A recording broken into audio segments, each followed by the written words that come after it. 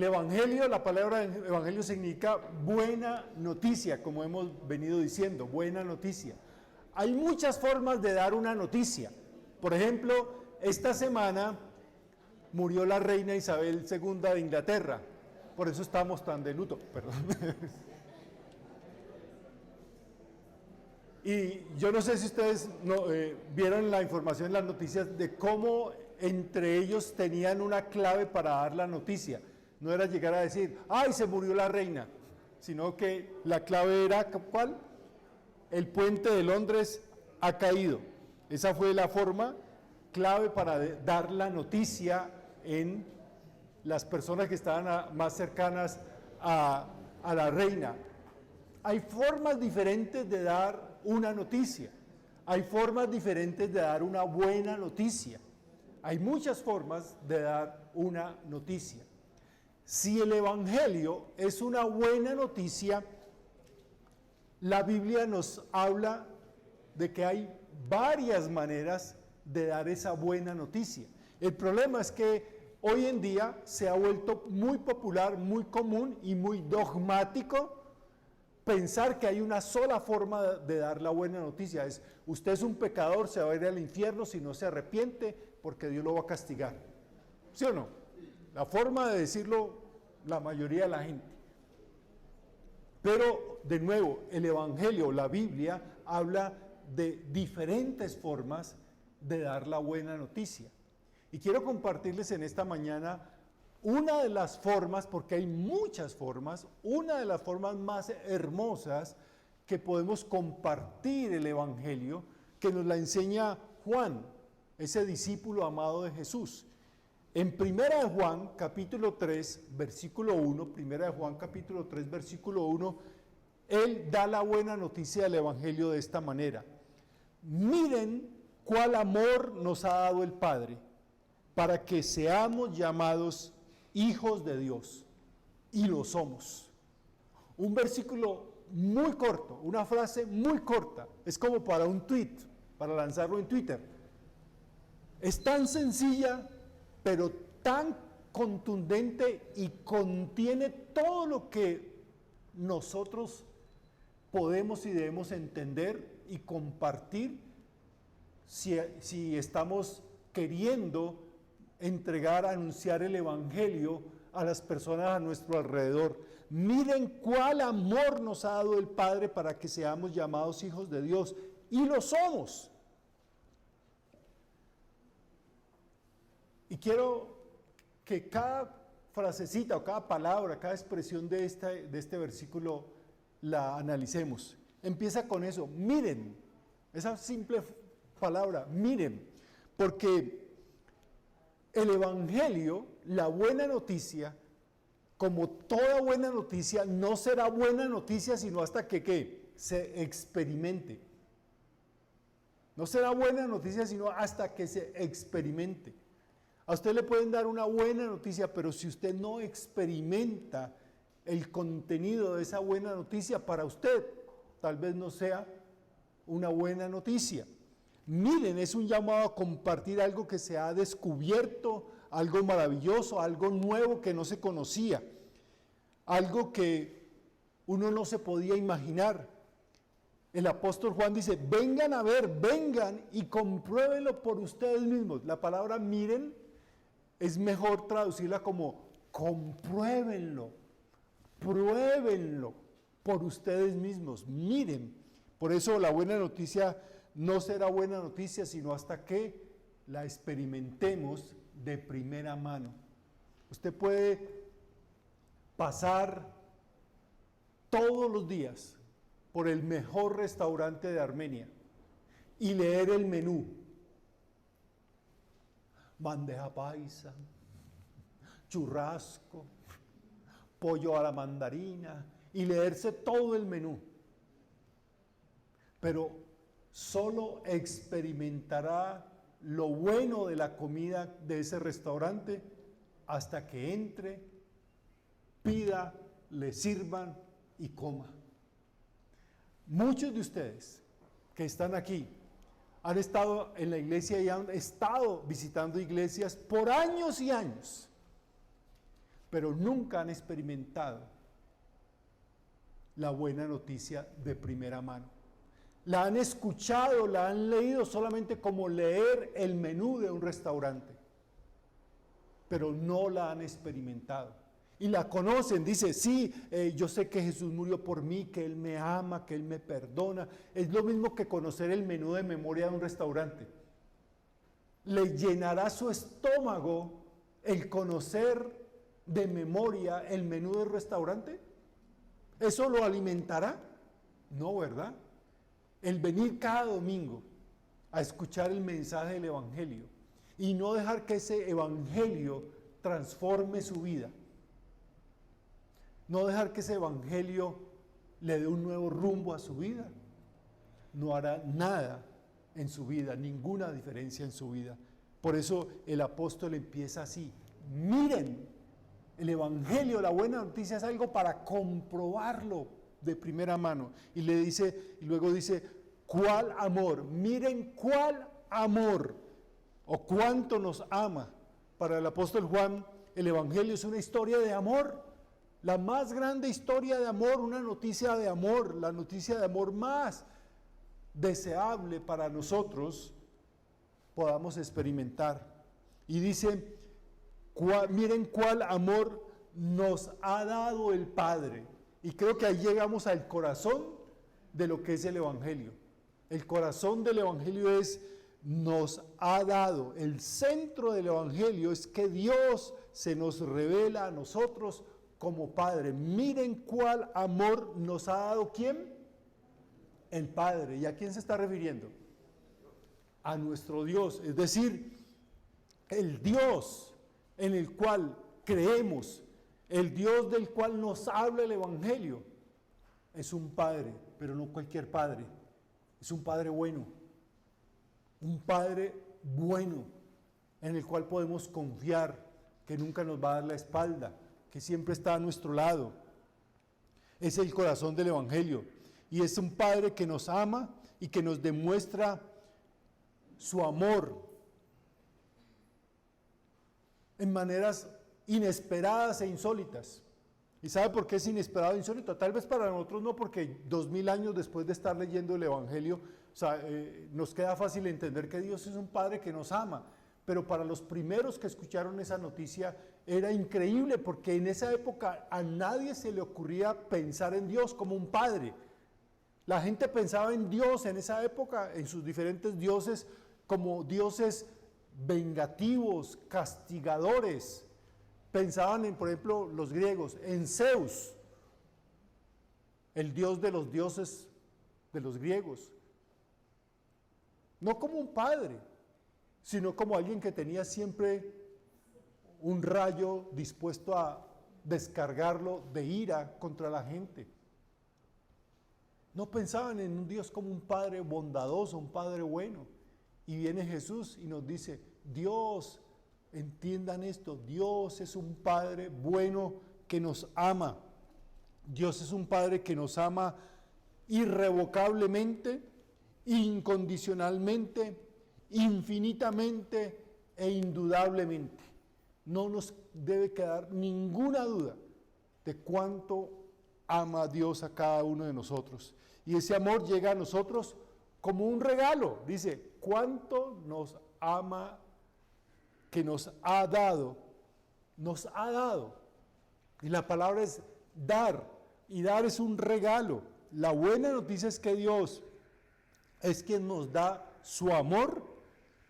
No tenemos que ganarlo. Ay, yo me voy a portar bien para que Dios me ame.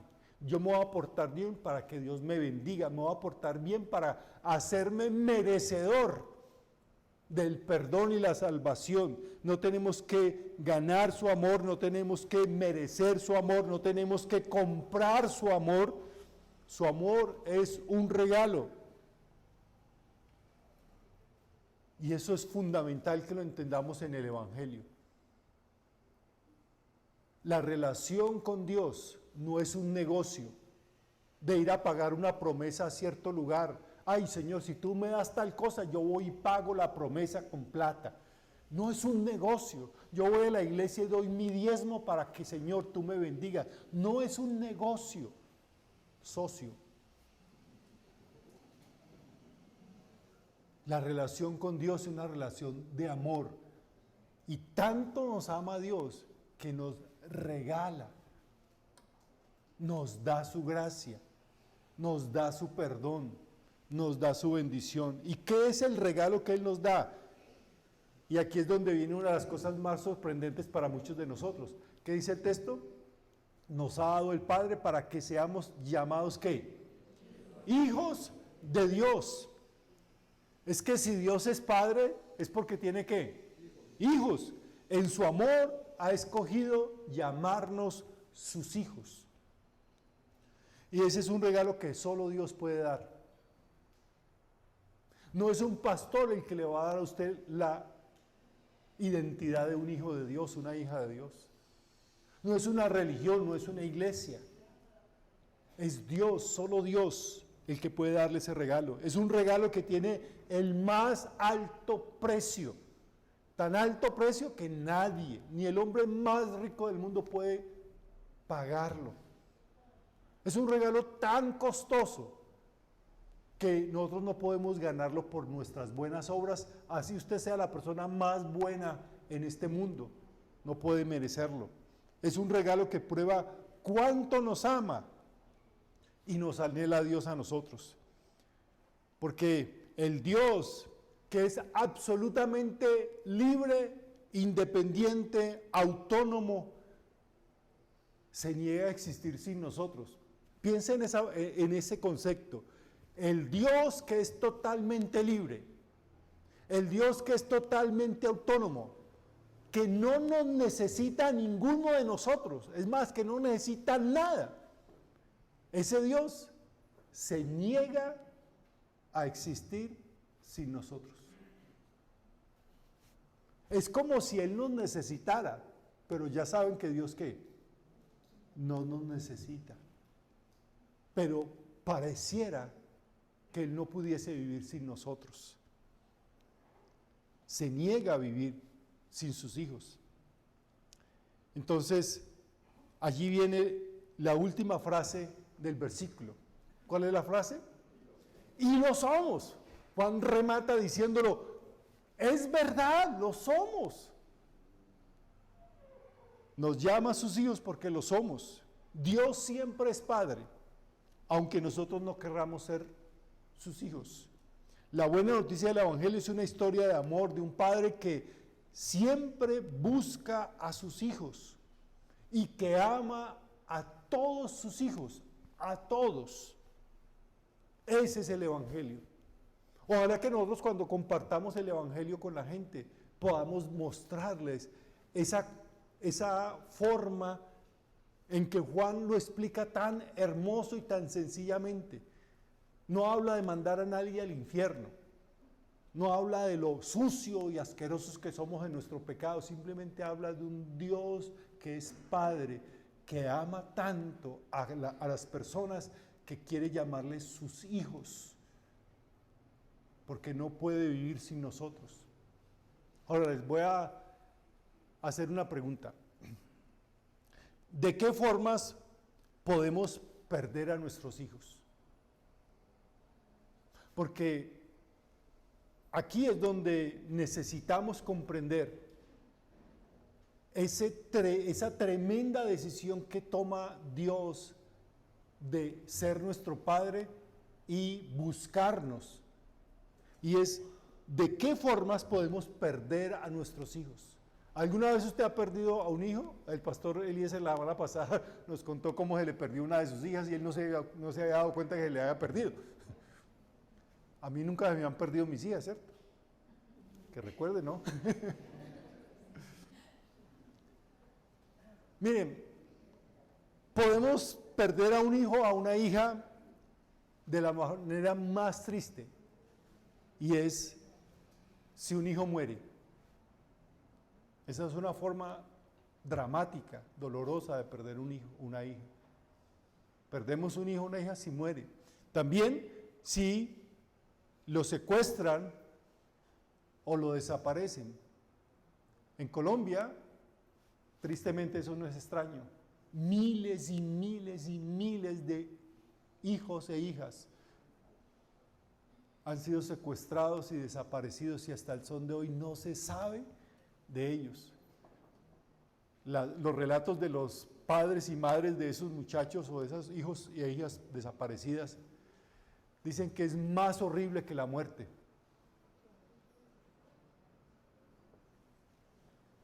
Otra forma de perder un hijo o una hija es si se extravía, como decía ahora, si se pierde. Espero que usted no haya tenido la experiencia de que se le haya perdido un hijo o una hija, pero muy comúnmente oímos noticias de cómo se perdió en el estadio, en la calle, en un parque, en un momento determinado se extravió ese niño o esta niña y a veces nunca más lo vuelven a encontrar o se reencuentran cuando ya son grandes, adultos. Espero que usted no haya sido uno de esos hijos que los dejaron perdidos por ahí. O podemos perder un hijo si ese hijo se rebela y se aleja. Hay tantos casos, ¿verdad? Hijos que se rebelan contra sus padres y simplemente se alejan de sus padres y no quieren saber. Se dejan llevar por una mala amistad, por un mal consejo, por alguna situación y se rebelan de sus padres y se marchan, se alejan. Conocí la historia de alguien cercano en mi familia que siendo muy jovencito, apenas cumplía los 20 años, armó su maleta y se fue. Y se fue al otro lado del mundo, literalmente, al otro lado del mundo. Y nunca más su familia volvió a saber de él. Han pasado como 50 años y su mamá aún lo espera. Espera tener una noticia. ¿Qué pasó? Pero ese hijo nunca volvió a tener una conexión con su familia. O se pueden perder si se deja arrastrar por un vicio. Esa es una forma muy común hoy en día. Nuestras calles están llenos de hijos e hijas perdidas en algún vicio. Durmiendo en las calles, comiendo de los basureros, y sus padres y madres teniendo que verlos. Y se han perdido sus hijos. Perdemos un hijo si se vuelve indiferente, aún estando en su propia casa. Tuvimos acá una hermana muy querida hace muchos años, ya falleció, vivía solita. Ella no podía expresar muy bien porque era tan doloroso para ella porque siempre terminaba llorando. Bueno, empezaba a llorar y nunca terminaba de decirlo, pero yo nunca pude entender. Ella solamente tenía un hijo y ese hijo nunca se preocupó por ella. Yo al principio cuando llegué a la iglesia pensé que ella era solita, era viuda o abandonada o no tenía hijos, pero después fui enterándome que tenía un hijo. Y cuando yo trataba de preguntarle, bueno, ¿y dónde está su hijo? Ella empezaba a llorar y no me podía decir.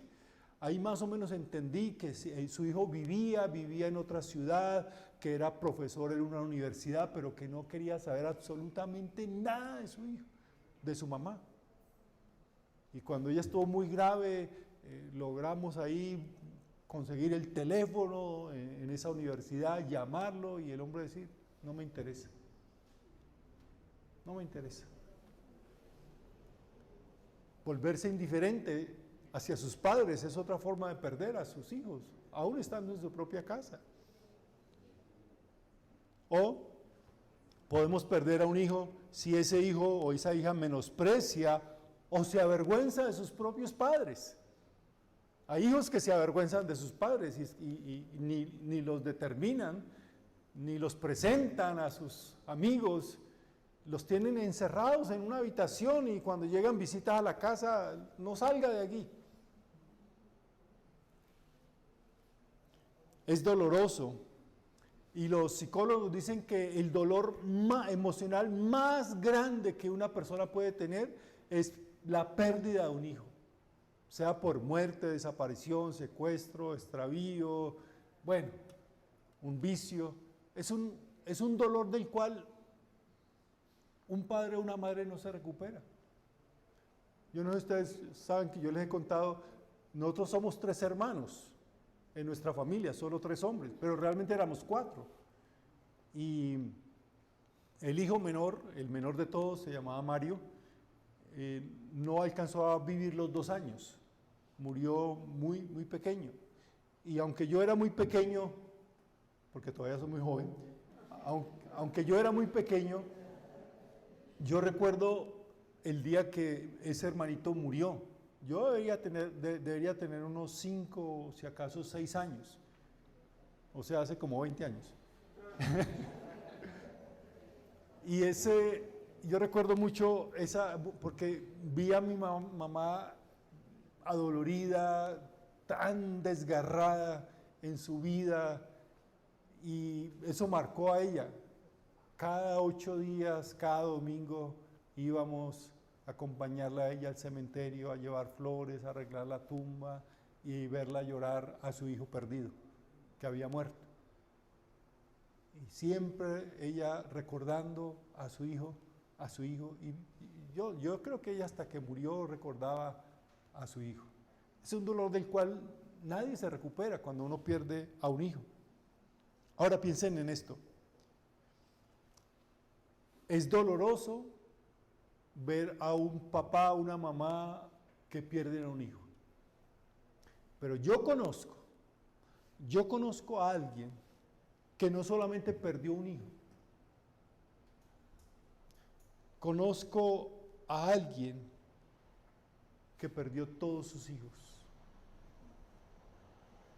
Conozco a alguien que no solamente perdió todos sus hijos, sino que sigue perdiendo a todos sus hijos.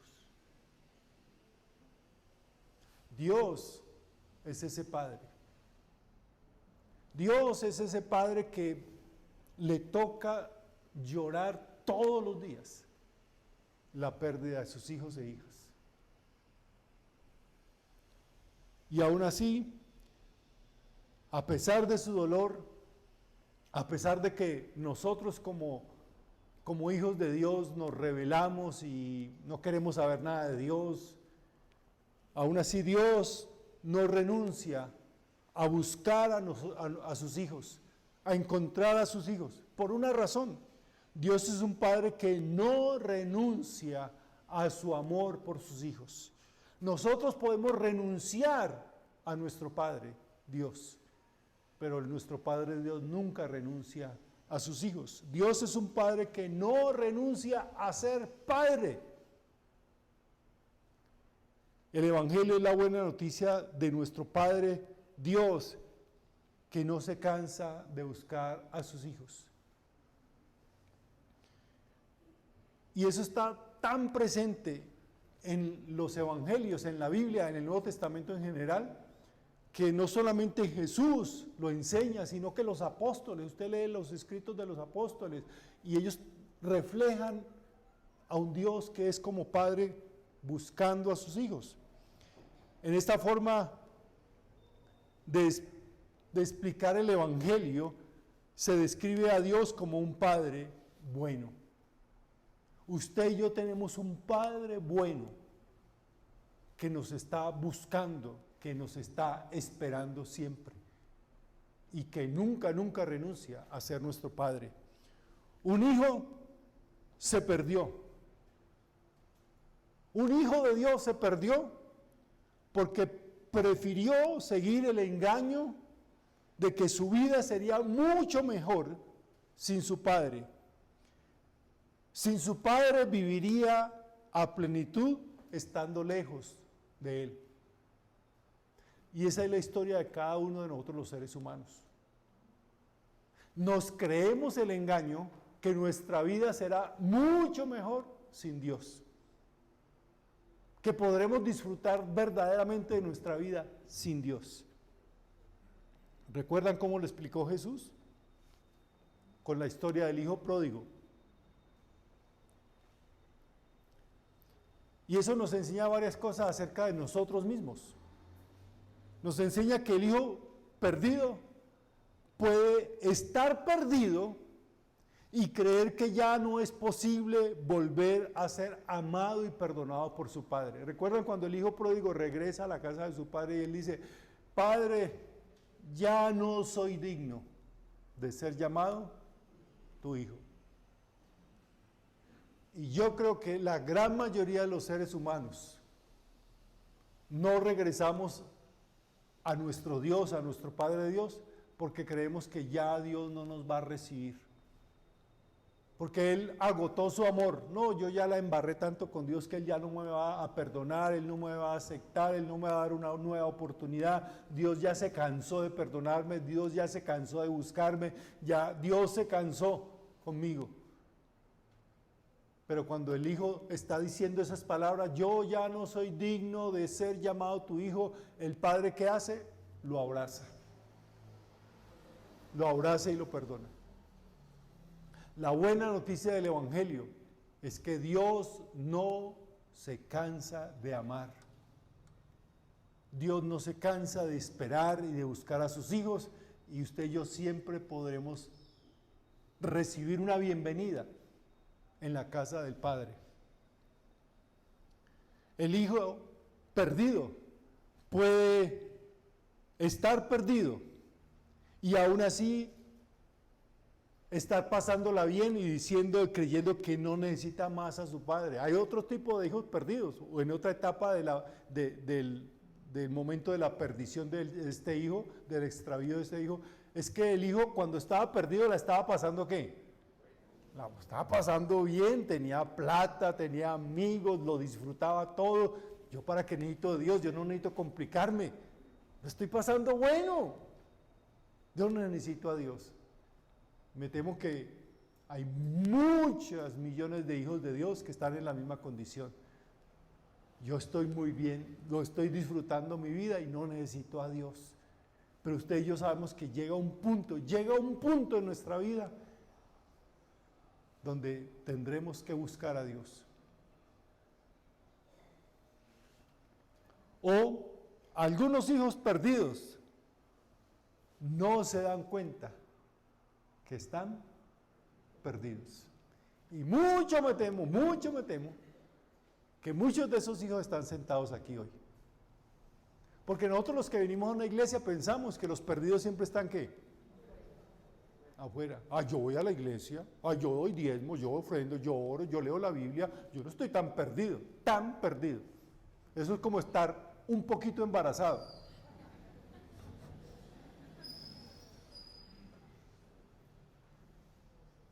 ¿No está tan perdido? O uno está perdido o no está perdido. El Evangelio es la buena noticia de que somos buscados porque aún somos considerados hijos, porque aún somos amados por nuestro Dios y Padre. El mejor regalo que yo he recibido de Jesucristo ha sido la experiencia de saber que Dios es mi Padre y me ama. Y eso es el mejor regalo porque viene de parte de Dios. Escuche lo que Jesús dijo en Mateo capítulo 11, versículo 27. Mateo 11, 27 dice, nadie conoce al Hijo sino el Padre, y nadie conoce al Padre sino al Hijo y aquel a quien el Hijo quiera revelarlo. Si usted puede llegar a experimentar el gozo de ser un hijo o una hija de Dios y de conocer a Dios como su Padre, es porque Dios le da ese regalo. Y ese regalo está disponible para todos nosotros. Solamente lo disfrutarán aquellos que lo reciban.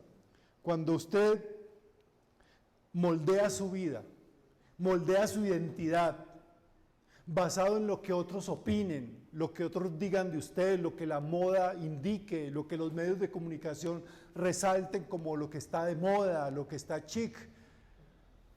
Cuando usted moldea su carácter, su identidad, en cuanto a lo que siente usted ha olvidado que su valor no está en lo que otros digan de usted o en lo que usted sienta de usted mismo, sino que su valor está ligado a quién soy yo para Dios. Y yo soy un hijo de Dios. Cuando usted se hunda en el desaliento y una voz interior le susurre cosas como esta: tú eres un bueno para nada, tú eres un fraude, un engaño, un hipócrita, un fracasado. Afirme su vida, sus pensamientos y emociones en esta verdad que Dios nos dice a nosotros: soy un hijo muy amado por mi Padre Dios. Soy un hijo muy amado por mi Padre Dios. Eso es lo que el Señor quiere que usted y yo vivamos y experimentemos. No lo que nuestras emociones nos dicen, porque siempre hay una vocecita que nos dice que no merecemos, que no somos, que somos fracasados, que somos unos fraude, unos hipócritas. Pero Dios nos dice: ustedes no son eso, ustedes son lo que yo digo que ustedes son. Ustedes son mis hijos amados. Lo que sintamos, lo que nos dicen, no tiene nada que ver con lo que somos. Y somos hijos de Dios. Y el último aspecto de esta parte del Evangelio es que Dios no solamente nos llama a ser hijos de Él, nos da el regalo de ser llamados hijos de Dios, sino que Él espera que como hijos de Dios vivamos como hijos de Dios. Un hijo de Dios no solamente siente que es hijo de Dios, no solamente se goza de ser un hijo de Dios. Un hijo de Dios vive como un hijo de Dios. Ahora, ¿y cómo vive un hijo de Dios? Miren lo que dice Efesios capítulo 5, versículo 1 al 4. Por tanto, imiten a Dios como ¿qué? Hijos amados. Eso somos, ¿verdad? Esa parte nos gusta. Somos hijos amados. Ay, qué rico, yo soy un hijo amado de Dios. Soy el hijo de Dios, ¿me ama? Eso es cierto, dicho por ahí. Imiten a Dios como hijos amados. ¿Y cómo vive un hijo amado de Dios? Dice: vivan en amor, como también Cristo nos amó y se entregó a sí mismo por nosotros, como ofrenda y sacrificio a Dios de aroma fragante. Entre ustedes ni siquiera deben hablar de inmoralidad sexual, ni de avaricia, ni de ninguna otra clase de depravación, pues ustedes son santos. Tampoco digan obscenidades, ni tonterías, ni palabras groseras. Eso no es conveniente. O sea, Pablo lo entendió muy bien. No solamente usted debe decir y sentir y gozarse de ser hijo de Dios, también ¿qué? Debe vivir como un hijo de Dios. Y en Filipenses capítulo 2, versículos 14 y 15 dice: háganlo todo sin murmuraciones ni peleas, para que sean irreprensibles y sencillos e intachables, ¿qué? Hijos de Dios. En medio de una generación maligna y perversa, en medio de la cual ustedes resplandecen como luminares en el mundo. BiblioKids. Si usted y yo somos hijos de Dios, vivamos como hijos de Dios. La buena noticia es que somos hijos de Dios. Porque Dios quiere que lo seamos. Porque Dios nos da la oportunidad de serlo. Y este es el último versículo de hoy, muy conocido, hasta de memoria. Juan 1:12, Evangelio de Juan capítulo 1, versículo 12 dice: pero a todos los que le recibieron, a los que creen en su nombre, les dio la potestad de ser hechos hijos de Dios. Usted y yo tenemos el privilegio, la potestad, el derecho de ser llamados hijos de Dios, si hemos ¿qué? Creído y hemos recibido a Jesucristo como nuestro Salvador. Para Juan era muy claro que el ser hijo de Dios era posible para todos y que podemos acercarnos a nuestro Padre como un hijo de Dios si lo creemos. Créalo, empiece a creerlo y empiece a vivir como un hijo de Dios.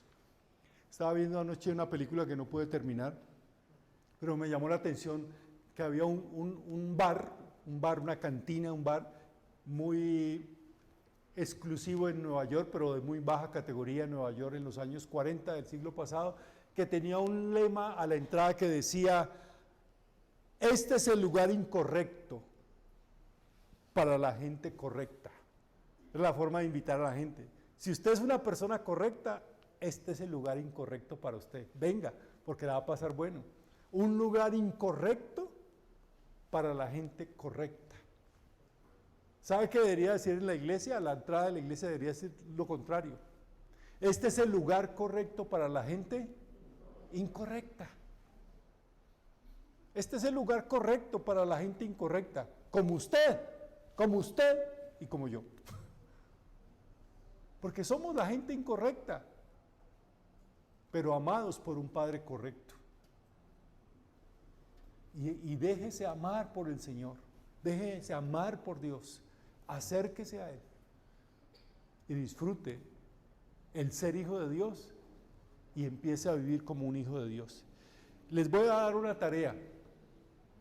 Allá en la mesa de atrás, usted va a poder reclamar una hojita pequeña con 7 citas de la Biblia que se llaman característica de los hijos de Dios. Porque mi desafío no es solamente que usted salga aquí con el pecho inflado diciendo: yo soy un hijo de Dios, soy un hijo de Dios, soy hijo amado de Dios, quítense de acá que yo soy hijo amado de Dios.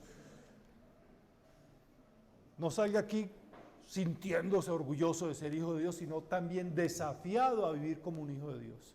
¿Y cuáles son las características de los hijos de Dios? Esos 7 textos de la Biblia, usted los va a leer durante esta semana y va a descubrir cositas que dice la Biblia de cómo Dios espera que vivan los hijos de Dios. Y al final de la lista hay una pequeña pregunta para que usted responda en forma personal. ¿Cuál es la invitación y el desafío? Crea en Dios como Padre bueno y empiece a vivir como un hijo de Dios, como una hija de Dios. Puestos en pie, vamos a orar. Padre Santo, estamos muy agradecidos por el Evangelio que tú nos has traído a través de Jesucristo. Un Evangelio que nos habla de un Dios que ama, que busca, que no se resigna a ver a sus hijos perdidos, sino que los está buscando con anhelo. Gracias, Señor nuestro, por cada persona que hoy ha escuchado este mensaje, que pueda salir de aquí con la convicción de que es amado por ti, de que es un hijo o una hija amada por ti, que nunca tú has dejado de ser nuestro Padre, aunque nosotros te hemos dado la espalda y hemos renunciado a ser tus hijos. Tú nunca has renunciado a tu paternidad. Pero también te pedimos, Señor, que nos des la capacidad, el desafío, el reto y la voluntad de vivir como hijos e hijas de Dios. Que podamos mostrar a las personas a nuestro alrededor qué es verdaderamente ser hijos tuyos. Necesitamos tu ayuda para eso y sabemos que tú nunca nos desamparas. Señor, estamos en el lugar correcto, siendo personas incorrectas por nuestro pecado, nuestra rebeldía, nuestro egoísmo, nuestro orgullo. Estamos en este lugar correcto donde tu evangelio nos es presentado y tenemos la oportunidad de acercarnos a ti. Gracias.